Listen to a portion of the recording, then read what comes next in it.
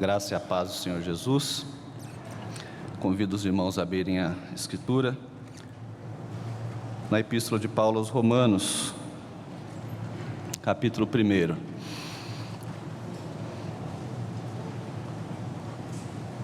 Enquanto você procura, eu gostaria que você pensasse sobre a seguinte pergunta: o que é o Evangelho para você? O que a Bíblia, ou qual o grau de importância que a Bíblia tem na sua vida? Como você a considera? Como um acessório, como algo que te complementa, ou como algo fundamental? É algo de que você tem orgulho? É algo em que você se gloria? Ou é algo que em determinados meios, ou em determinadas conversas, ou em determinadas circunstâncias, ela já parece não ser relevante ou fora de contexto, e portanto você se envergonha dela? Versículos 16 e 17: pois não me envergonho do Evangelho, porque é o poder de Deus para a salvação de todo aquele que crê, primeiro do judeu e também do grego, visto que a justiça de Deus se revela no Evangelho de fé em fé, como está escrito: o justo viverá por fé.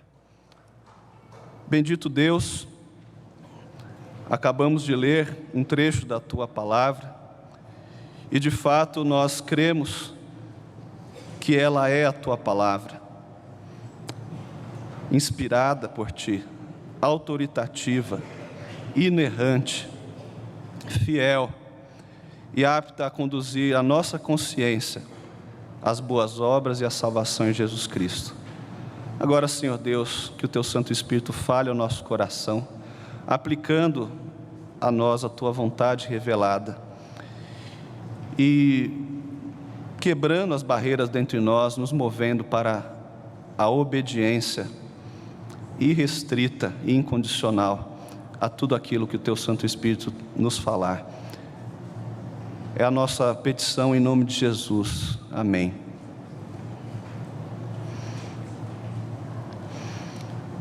Quando o apóstolo Paulo escreveu essa carta, ele não conhecia pessoalmente a congregação que se reunia na capital do Império Romano.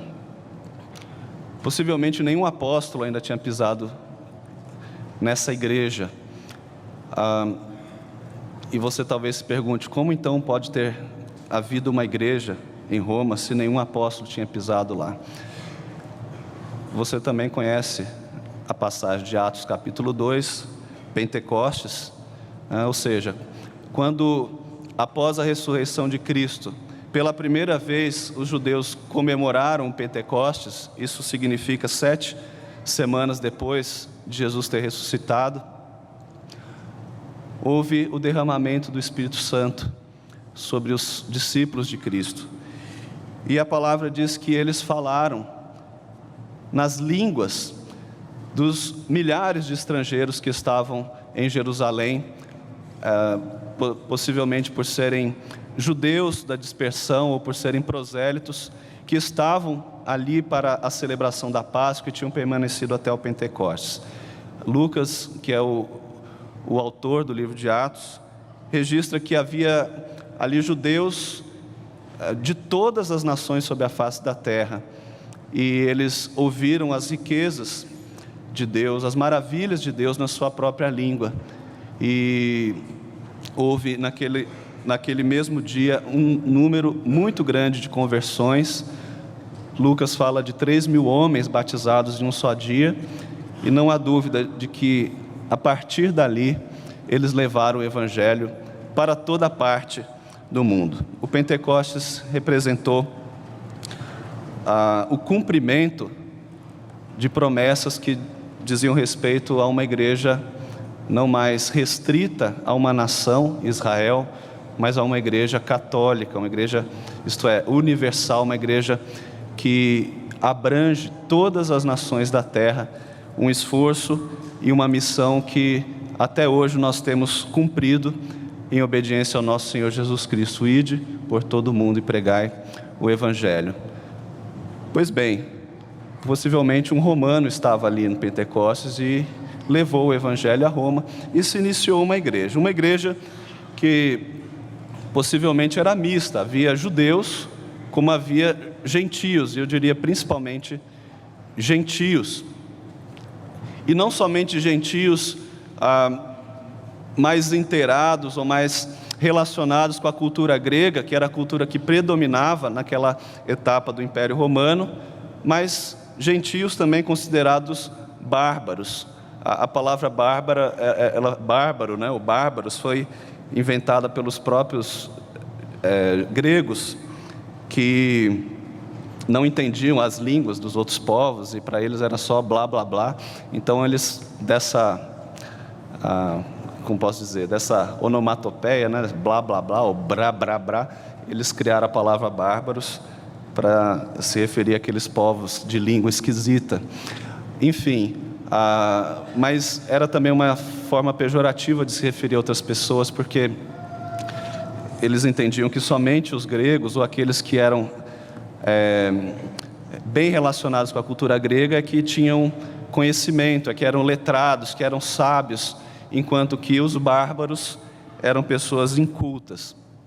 Nos versículos anteriores, portanto, Paulo se dirige aos romanos na expectativa de ainda visitá-los. Paulo tinha um plano bastante ousado. Ele queria não chegar a Roma como destino final, mas ele queria passar por Roma, e em passando por Roma, adquirir o apoio daquela igreja, o apoio espiritual, o apoio financeiro também, para dali ir até a Espanha, que era o extremo do mundo daquele tempo. E possivelmente esses planos do apóstolo Paulo estejam então como pano de fundo para essa epístola. E por isso Paulo, ele é muito criterioso em expor as marcas do seu apostolado, as suas credenciais e também a sua doutrina. Ele desenvolve na epístola aos Romanos o que ele realmente crê ser o Evangelho, e ele faz isso inspirado pelo Espírito Santo, provavelmente sem grandes pretensões, mas o fato é que essa exposição da doutrina de Paulo, especialmente com relação à salvação, ela se tornou o que hoje os teólogos chamam de a chave para se compreender o Evangelho. O livro de Romanos é um livro muito completo, e ele nos permite compreender de Gênesis a Apocalipse o plano maravilhoso de Deus para reconciliar consigo o mundo em Jesus Cristo. E ele faz isso não por obras, mas pela fé somente. Enfim, Paulo então se dirige aos romanos e diz o seguinte, no versículo 14: eu sou devedor, tanto aos gregos como aos bárbaros, tanto aos sábios como a ignorantes. Aqui um paralelismo, né? Por isso, quanto está em mim, estou pronto a anunciar o Evangelho também a vós outros em Roma. Eu perguntei para você qual a importância da Escritura, qual a importância do Evangelho na sua vida. Nós vivemos num mundo em que, nos meios políticos, há uma crítica muito forte ao Evangelho. Aqueles que são opositores ao Evangelho têm dito que os evangélicos querem impor a Bíblia no lugar da Constituição. É uma frase que você certamente já leu em alguma notícia nos jornais. Isso, lógico, faz parte de uma mentalidade que não é apenas de laicizar o Estado, isto é, de que o Estado tenha iguais oportunidades para todas as crenças, mas sim uma estratégia de tornar o Estado ateu, ou, seguindo a mentalidade pós-moderna, expulsar a fé ou relegá-la a um meio totalmente privado, ou seja, tirar a fé do âmbito público. Discutir fé, discutir o que você crê num ambiente público, seja a escola, seja a tribuna política, seja o seu emprego ou qualquer outro lugar público, é uma coisa desagradável. Como se diz o ditado popular, fé, futebol e política não se discute, né? Ou seja, a religião também é algo que não se deve discutir, fica para cada um no seu âmbito privado, e todos nós vamos respeitar, desde que você não saia da sua casa com essas ideias. O meio científico tem sido também um ambiente em que a fé, os escritos, os princípios bíblicos têm sido constantemente diminuídos ou até ridicularizados. Há um esforço muito grande de se contrariar ou de se contrariar ou refutar, desmascarar todas as afirmações da Bíblia, ou não podendo, por meio da arqueologia ou da história, fazer isso. No campo filosófico se pretende, então,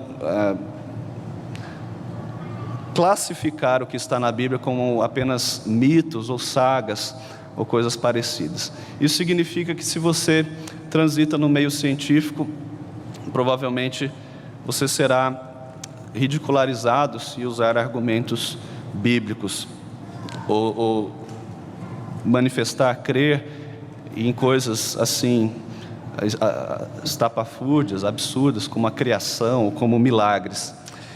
Isso é evidente que tem causado em nós um certo impacto. Por onde quer que nós andamos, talvez nós tenhamos essa impressão de que o Evangelho ele não é uma coisa para pessoas inteligentes, mas enfim, eu tenho a minha fé dentro da minha casa, dentro da minha igreja. De domingo, no ambiente amistoso que é a igreja, eu posso então abrir a minha Bíblia e falar das coisas de Deus. De segunda a sábado, isso já seria um pouco mais perigoso. Esse talvez tenha sido o entendimento do crente médio. Será que é também o seu? O apóstolo Paulo também lidava com situações assim, embora não vivesse no mundo com a filosofia pós-moderna como a nossa, mas é evidente que ele não estava confortável nem entre os judeus e nem entre os gregos. Entre os judeus, eles não aceitariam jamais que Jesus fosse o Cristo, fosse o Messias, ou que ele tivesse ressuscitado. A versão corrente é que os discípulos tinham roubado o corpo de Cristo da sepultura. Eles jamais se atreveriam a chamá-lo de Cristo, apenas Jesus, o Jesus de Nazaré. E entre os gregos, a ideia da ressurreição era ainda mais absurda. Afinal de contas, eles consideravam o corpo uma prisão, eles almejavam a libertação do corpo, algo como uma reencarnação. Enfim, nenhum ambiente seria totalmente amigável para a pregação do Evangelho. Existia ainda o Império Romano, que pouco a pouco ia vendo aquilo que eles consideravam ser uma seita judaica, o caminho, como uma ameaça, porque aqueles cristãos não se curvavam diante de César, não o consideravam como um imperador divino. Então, realmente, o Evangelho ele estava na mira de todos os grupos étnicos, sociais e culturais. Acontece que o apóstolo Paulo diz: não, eu quero ir para a capital do império, porque eu tenho isso como uma dívida. Não somente porque Jesus me incumbiu de pregar o Evangelho, mas porque, vejam, eu fui esclarecido, eu fui salvo por Ele, quando Jesus Cristo me derrubou do cavalo, lá no caminho para Damasco. Ele mudou a minha vida, Ele me tirou de uma vida de perseguição ao Evangelho, para me tornar agora um pregador do Evangelho. E o motivo pelo qual o apóstolo Paulo, então, ousa dizer: não me envergonho do Evangelho, para ir até vocês e pregar tanto a gregos quanto a bárbaros, tanto a judeus quanto a gentios, é que, primeiramente, o Evangelho é o poder de Deus para a salvação de todo aquele que crê.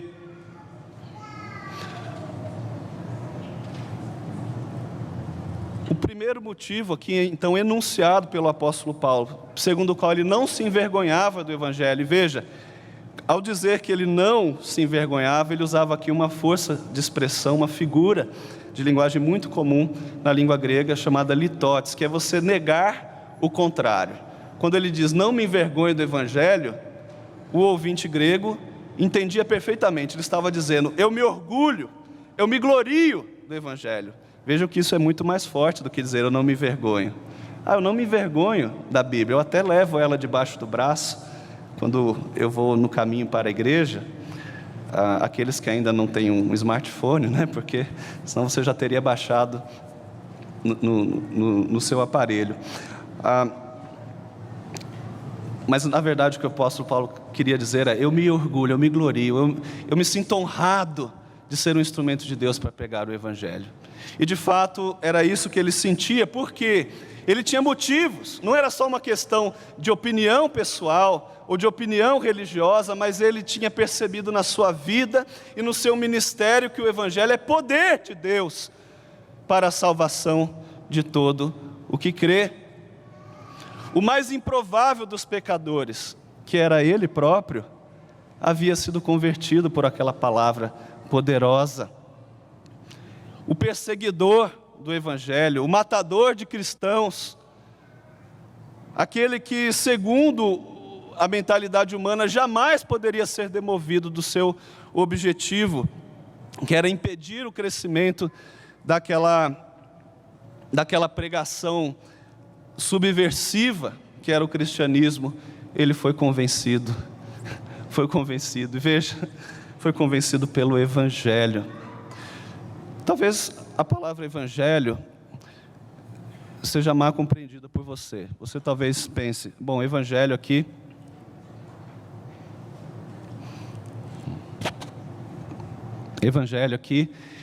é apenas aqueles 4 primeiros livros do Novo Testamento, ou alguma coisa que se refere à história do Jesus, histórico, etc. Não, Evangelho, veja, Paulo nem tinha aqui em mãos Mateus, Marcos, Lucas e João. Ele se refere a toda a história da redenção, a revelação de Deus a respeito do seu plano sublime, maravilhoso para reconciliar consigo o mundo através do Messias. E esta história maravilhosa, ela começa na primeira página do livro de Gênesis. Ele só tinha o Antigo Testamento e o chamava de Evangelho. E o Evangelho, portanto, é a revelação especial de Deus, mais precisamente a mensagem que salva. Esta mensagem que o alcançou é poder de Deus. E poder para quê? Para a salvação de todo aquele que crê. Ele até enfatiza, dizendo primeiro do judeu e também do grego, porque na ordem histórica, cronológica, primeiro foi alcançado o judeu, mas agora todo povo, toda língua, toda nação tem a oportunidade de ouvir o Evangelho, tem a garantia de que o Espírito Santo foi derramado, está agindo, e tornam-se assim aptos a crer. E aquele que crê não é convencido por força de argumentos científicos, não é convencido por meio de argumentos sociológicos, mas é convencido pelo próprio Espírito Santo. E é o Espírito Santo, portanto, que faz com que o Evangelho seja poderoso. O Evangelho é a maneira segundo a qual Deus demonstra o seu poder para a salvação. De forma que aqueles que possivelmente façam contas ou façam cálculos, será que neste ambiente, eu pregando o Evangelho, tem alguma perspectiva, tem alguma chance de alguém aqui crer e se converter? Talvez em muitos lugares você dirá, jamais, eu vou ser linchado, eu vou ter a minha carreira esmiuçada, eu vou ser banido, eu vou ser rotulado. Pelo contrário, nos lugares e entre as pessoas mais improváveis é que o Evangelho demonstra o seu poder. Porque é o Evangelho que Deus usa como ferramenta eficaz e poderosa para salvar aquele que crê. Não é para salvar aquele que está sumindo o retorno de vez em quando aqui. Não é para salvar aquele que, ou todos os que estão ouvindo, mas aquele que crê. Isso nos dá uma segurança, uma garantia muito forte, muito grande. Pessoas ouvirão e se converterão. Você não sabe quem são essas pessoas, cabe a você pregar, mas elas ouvirão. Porque não é por força ou poder, como o profeta Zacarias se refere à obra de Deus, mas pelo meu Espírito. O Evangelho é poder de Deus. Mas o principal fato na mente do apóstolo Paulo, segundo o qual o Evangelho é poder de Deus, vem aqui no nosso segundo e final argumento. É que a justiça de Deus se revela no Evangelho de fé em fé, como está escrito: o justo viverá por fé. O Evangelho ele é poderoso, porque existe um argumento que o homem natural está procurando e não encontra, e só poderá encontrar no Evangelho. É o argumento da justiça, ou da justificação. Aquilo que poderá, então, definir quem está certo e quem está errado. Embora nós consideramos que as epístolas tenham sido escritas na língua grega, é evidente que a mentalidade de quem escreve é hebraica. Paulo era hebreu de hebreus. Ao se referir à justiça de Deus, ele tinha, portanto, a mentalidade hebraica sobre esse conceito. Diferente de nós que consideramos justiça como uma espécie de qualidade moral, um atributo. Eu sou justo, isto faz parte, da minha constituição moral. O judeu já pensava em algo mais pragmático, um estado legal, algo que se referia sempre a um contexto forense, a um contexto judicial. Questões de certo ou errado, na mentalidade hebraica, sempre se referia a uma sentença que algum juiz havia proferido ou haveria de proferir. Exemplo disso está lá em Êxodo 9, 27, quando o faraó diz: esta vez pequei, o Senhor é justo, porém eu e o meu povo somos ímpios. Em outras palavras, o faraó estava dizendo para Moisés: esta vez pequei, o Senhor é que está certo, porém eu e meu povo estamos errados. Entendendo isto, irmãos, nós vemos que o Evangelho, ele é poderoso porque Deus revela nas páginas do Evangelho, revela na mensagem do Evangelho, que alguém mesmo pecador, que alguém mesmo perdido, que alguém mesmo enredado, escravizado pelo seu pecado e sem nenhuma perspectiva de obter vida eterna diante de um justo juiz, poderá ser, pelo que as páginas do Evangelho enunciam, ser declarado justo, ser declarado correto. É como você que certa vez passou em certa rua e uma câmera dessas da prefeitura fotografou você com uma velocidade acima do permitido ou passando num semáforo vermelho, e você vê aquela foto e você não reconhece que está errado, e você talvez tenha um álibi ou talvez tenha uma explicação por que aconteceu e diz: isso não está certo, eu não estava errado nessa ocasião. E aí você monta um processo, etc., e tenta se justificar.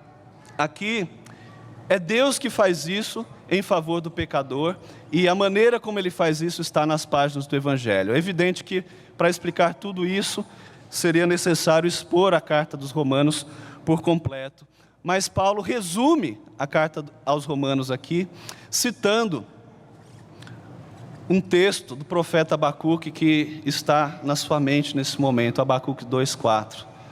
O meu justo viverá pela fé. O Evangelho, portanto, se revela no Evangelho de fé em fé. Ele começa com fé. Ele se desenvolve pela fé e a finalidade dele é a fé. Os judeus de Judá, no tempo anterior ao exílio, haviam se afastado de Deus, haviam pecado grandemente.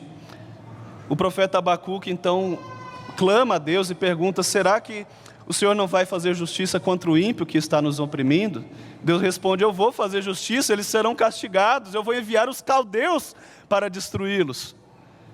Então Abacuque se assusta e fala: meu Deus, mas os caldeus são ainda mais ímpios do que os ímpios que há em Judá. Deus fala: tudo bem, eu também vou destruí-los, aguarde e você verá.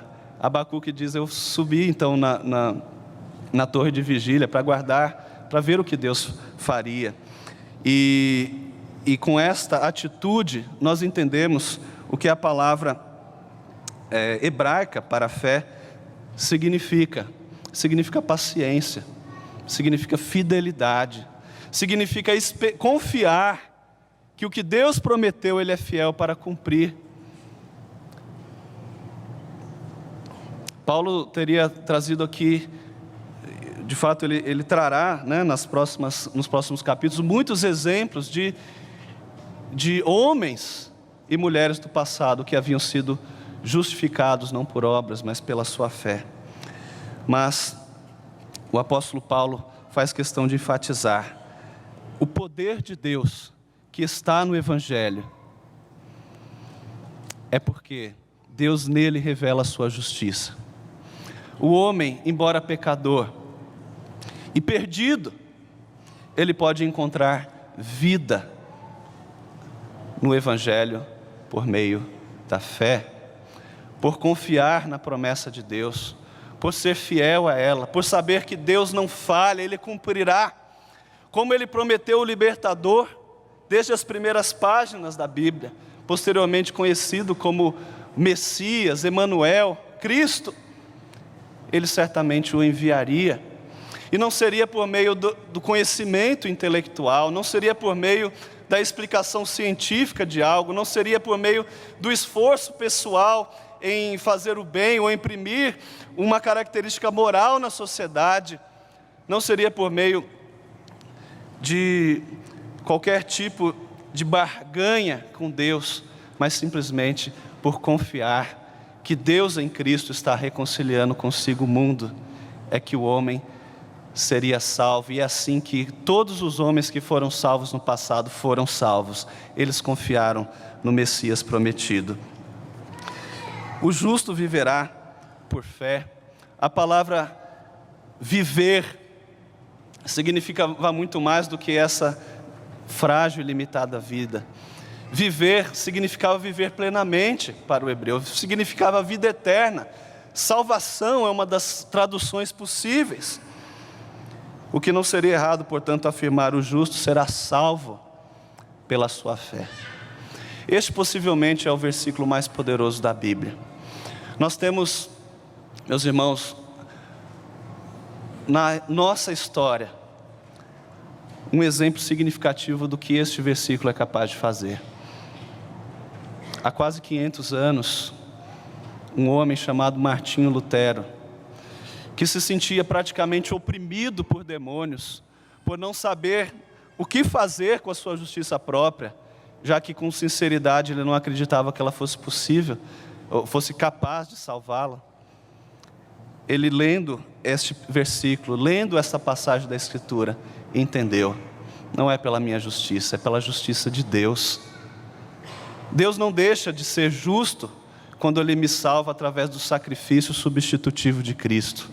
Ele de fato está condenando o pecado em Cristo, mas com este sacrifício vicário, Ele está abrindo uma porta para que eu também seja salvo, independentemente das minhas obras. Não é preciso, meus irmãos, dizer detalhes de como esse versículo mudou o mundo. A igreja foi liberta do engano, da opressão, que durante séculos ela havia sido aprisionada. Hoje nós podemos louvar a Deus com liberdade de consciência. Agora a pergunta que sobra é a seguinte: o que eu faço? Portanto, com essa maravilhosa compreensão de que o Evangelho é poder de Deus para a salvação dos que creem, e este poder se baseia em que Deus revela nas suas páginas a sua justiça, a justiça pela fé.